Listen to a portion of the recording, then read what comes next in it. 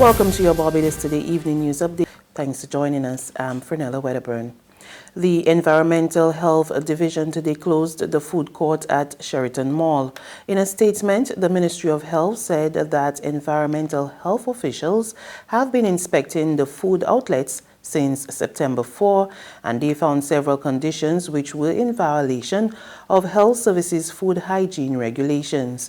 The ministry has not disclosed the violations, but Acting Chief Environmental Officer Ronald Chapman said the owners were instructed to carry out the necessary remedial action. Earlier today, the Managing Director of Sheraton Mall, Scott Oran, confirmed that work would get on the way. This morning, we have decided to ask the food court operators to close as there are some maintenance routines and industrial work that needs to be done on the premises, which we were hoping to do at night, but we have been informed that the timeliness of it is a priority. And we feel by closing the food court, we'll be able to get it done more expeditiously. So that's what we're working on at the moment. Okay, and you were informed by who? We were informed by the Ministry of Health that they would like certain things done and carried out in the most expeditious way. Relief is on the way for 190 Barbadians who have not been receiving their invalidity pensions. Cabinet has instructed the Accountant General to restore their benefits this month. The issue, which sparked a strong public outcry over the last 3 months, developed after the Treasury abated the pensions between June 2018 and August 2019. Prime Minister Mottley had intervened in the matter, pointing out that while there was legal justifications for the abatement, the solution had to be based on humanitarian grounds. The payouts will cost the Treasury more than $177,000 per month. Prime Minister Mottley today challenged the international community to summon the political will and develop a multilateral approach to deal with the impact of climate change. She made the call while delivering the United Nations Conference on Trade and Development 16th Prebish lecture in Geneva. Mottley stressed that there was a moral obligation to deal with the existential threat of climate change, similar to how the global community stood against colonialism, slavery, the insidious threats of terrorism, and other issues. It is as if we are watching a horror movie or having a bad dream. But when I pinch, I feel the pain and know that we are very much awake and living in the worst of times when it comes to the actions necessary born out of moral leadership and moral legitimacy. How many times can a man or a woman turn their head and pretend not to see? Our generation, my friends, has a choice to make. Do we assume leadership and establish our moral legitimacy? Or do we light a million candles for the help that never came? Are we prepared to make the difficult decisions, recognizing that the investments, yes, will be made? There will be a country that will do what is necessary to halt and reverse climate change. I am confident of that. But will it happen before we are seen? And will it happen by people who will no longer treat us as dispensable? There was robust discussion as the Joint Select Committee on the Medicinal Cannabis Bill held its first meeting at the Lloyd Erskine Sandiford Center today. One of the main talking points was the issue of sacramental use of cannabis, even as officials made it clear that the legislation only allows the drug to be used for medical and scientific purposes.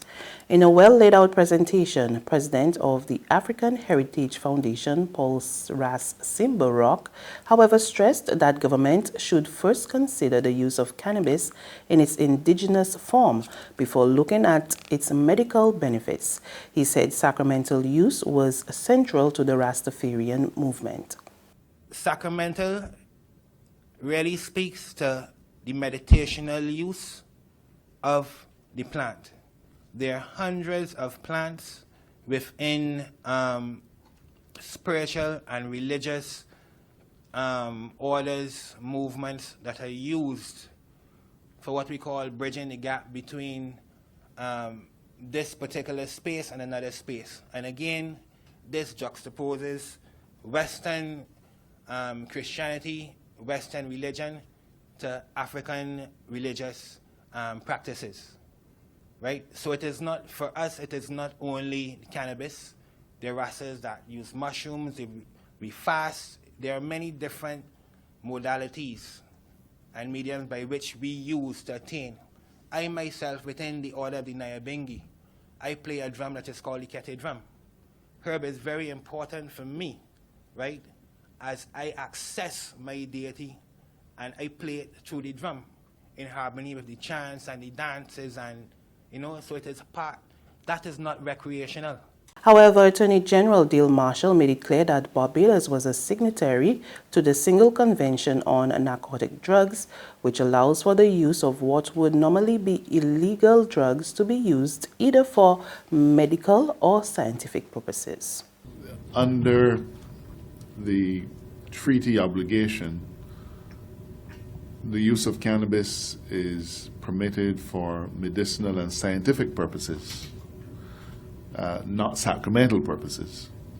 So regrettably, and it's not my position, but regrettably, anything other than medical or scientific falls into a third category, whatever you want to call it. It falls into a third category. It doesn't matter what name it is. But that is the prohibited use. There's regional and international news after this short break.